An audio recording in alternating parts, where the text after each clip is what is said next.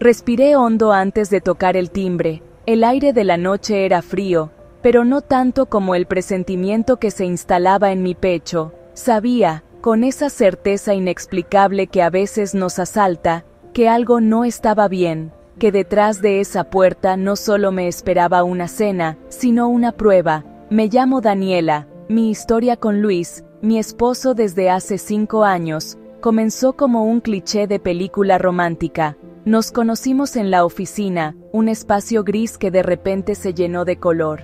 Nuestro amor se construyó entre cafés cargados para aguantar las jornadas largas, risas cómplices en los pasillos y miradas que lo decían todo por encima de las pantallas de los ordenadores. Con él todo era fácil, natural. Éramos un equipo, un refugio, pero la realidad que me esperaba con su familia fue una historia completamente diferente. Una que amenazaba con desmantelar todo lo que habíamos construido. La primera cena con sus padres fue un meticuloso teatro de cortesías. Me recibieron con sonrisas educadas que no llegaban a sus ojos, con gestos amables que se sentían ensayados. El ambiente era denso, cargado de una tensión silenciosa. Cada palabra que yo decía parecía flotar en el aire para ser inspeccionada. Sus ojos, fríos y analíticos, me escrutaban sin disimulo. Eran miradas que pesaban más que cualquier palabra, que me hacían sentir como una extraña, una pieza que no encajaba en su puzzle familiar perfectamente armado. Su madre, una mujer de gestos delicados y voz suave, me corregía detalles mínimos con una dulzura afilada como un cuchillo. «Querida, el tenedor se sostiene así», decía, mientras reacomodaba mi cubierto con una sonrisa condescendiente. Cada comentario era una pequeña herida, un recordatorio de que yo no pertenecía a su mundo. Mientras tanto, su padre me medía en silencio desde el otro lado de la mesa. No decía nada, pero su mirada era un veredicto. Era como si estuviera evaluando una inversión fallida, un error de cálculo en la vida de su hijo. La noche terminó, y con ella, la actuación.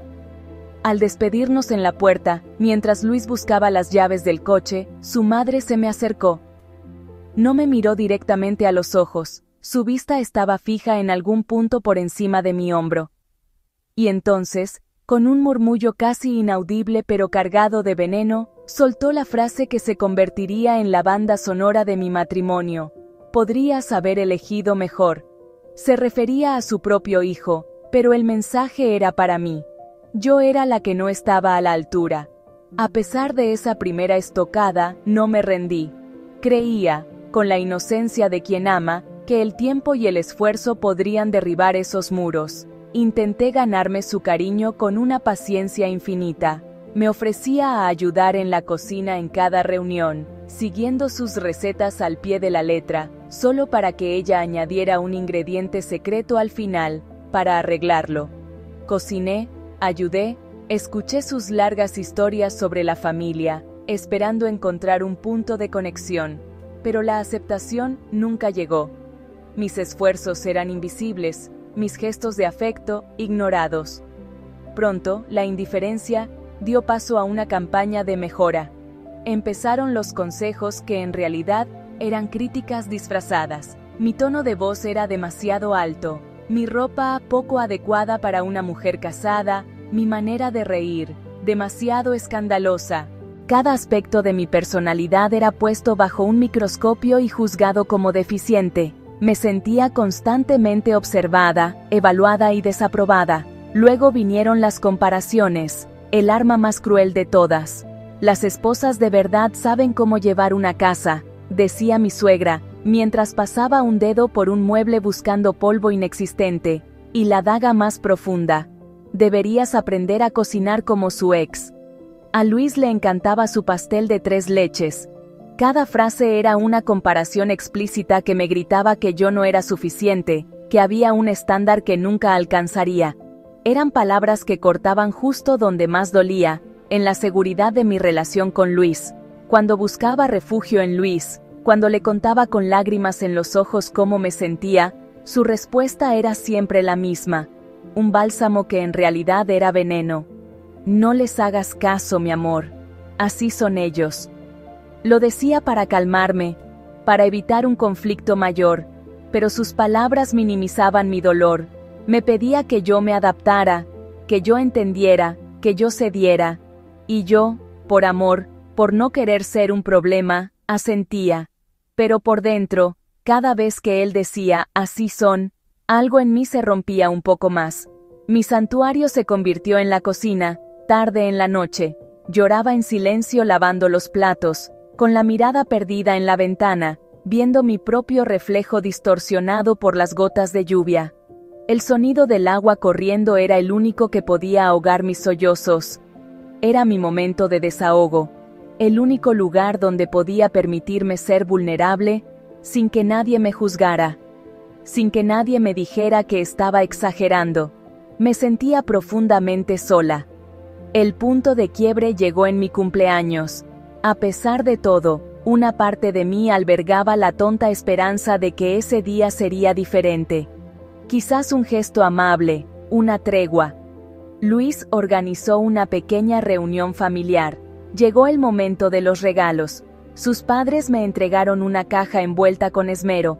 Al abrirla, encontré un elegante portarretratos de plata. Dentro, una foto de su familia perfecta. Ellos dos, Luis y su hermana. Yo no estaba. El mensaje era claro, brutalmente claro. El silencio en la sala era denso. Sostuve el marco en mis manos, sintiendo su peso frío. Entonces, mi suegro, rompiendo la tensión con una crueldad disfrazada de humor, bromeó. Es para que te motives, a ver si por fin encajas. Y entonces estallaron las risas. Risas forzadas, incómodas, pero risas al fin y al cabo. Miré a Luis, esperando que dijera algo, que me defendiera, pero él solo sonrió débilmente, atrapado entre la lealtad a sus padres y mi dolor evidente. Yo callé, no había palabras, el aire se me había escapado de los pulmones. Con una excusa torpe, me levanté y me fui al pasillo. Necesitaba aire, necesitaba un espacio donde el eco de esas risas no me alcanzara. Apoyé la frente contra la pared fría y cerré los ojos, intentando respirar. Sentía como si me hubieran hecho añicos. En la soledad de ese pasillo, empecé a juntar los pedacitos de mí misma, los fragmentos de mi dignidad que habían quedado esparcidos en el suelo de la sala. Aquella noche, cuando todos se fueron, la casa se llenó de un silencio diferente, un silencio hostil. Por primera vez, no me quedé callada. Discutimos en serio, le grité mi dolor, mi frustración, mi soledad. Le pedí, le supliqué, que me defendiera, que no necesitaba que peleara mis batallas, pero sí que estuviera a mi lado, que pusiera un alto a las humillaciones, que les hiciera entender que herirme a mí era herirlo a él. Con los ojos llenos de lágrimas, me prometió que lo haría. Me aseguró que hablaría con ellos, que las cosas cambiarían.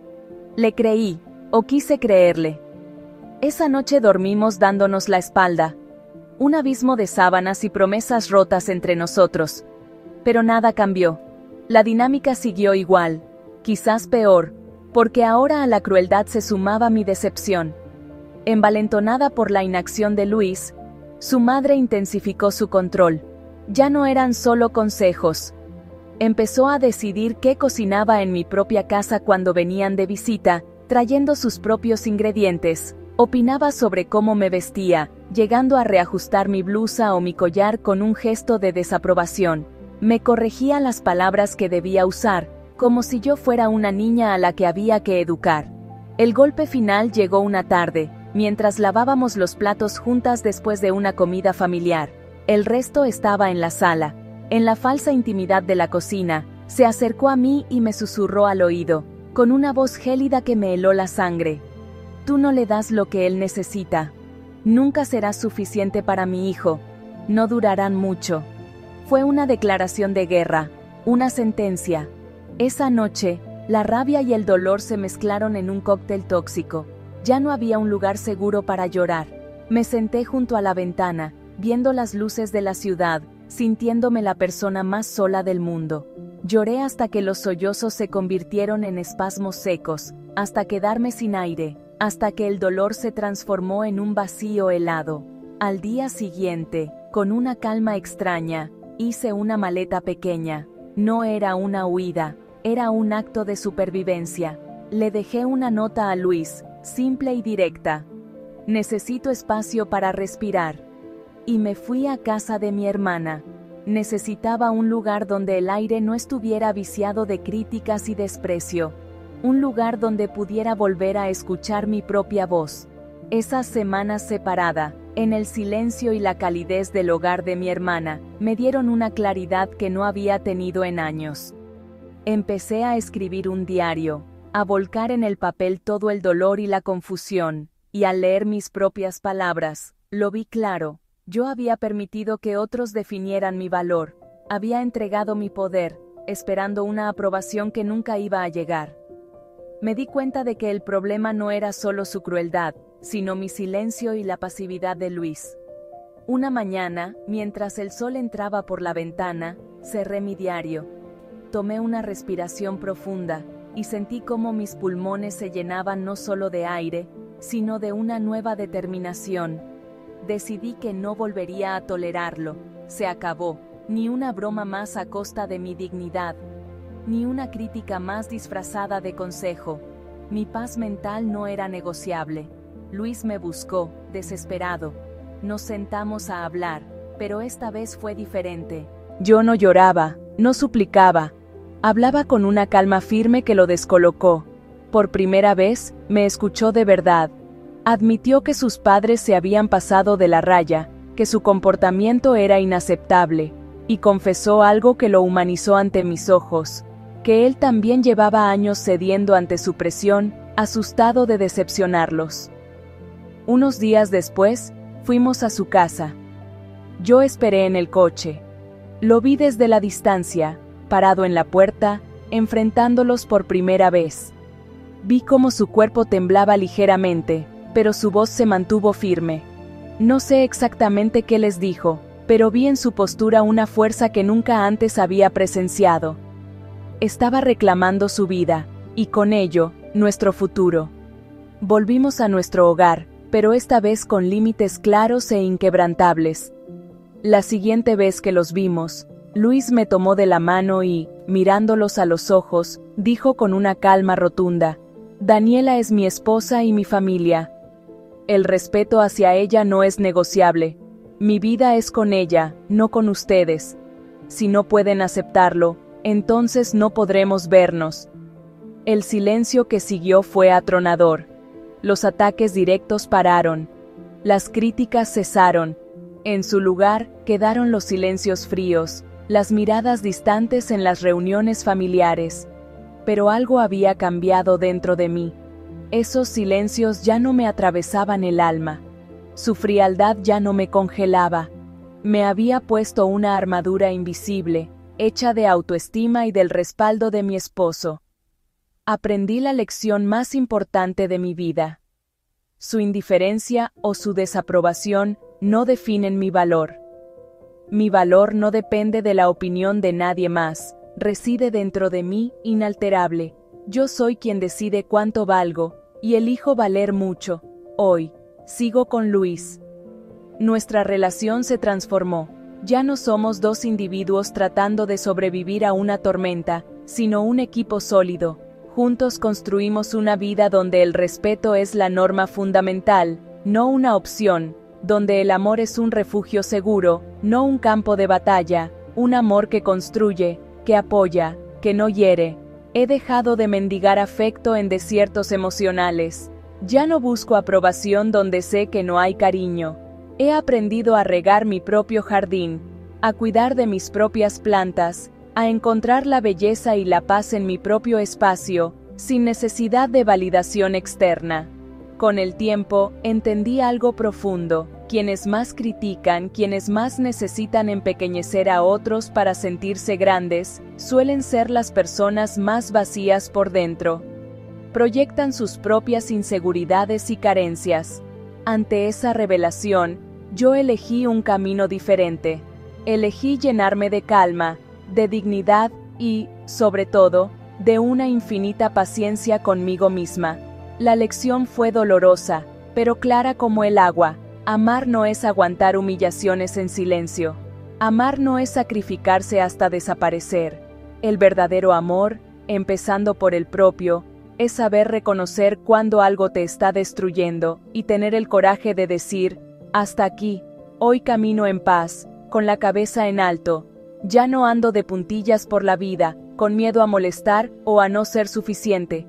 Ocupo mi espacio con confianza, me elijo a mí misma cada día, y esa, al final, es la única aprobación que realmente me sostiene.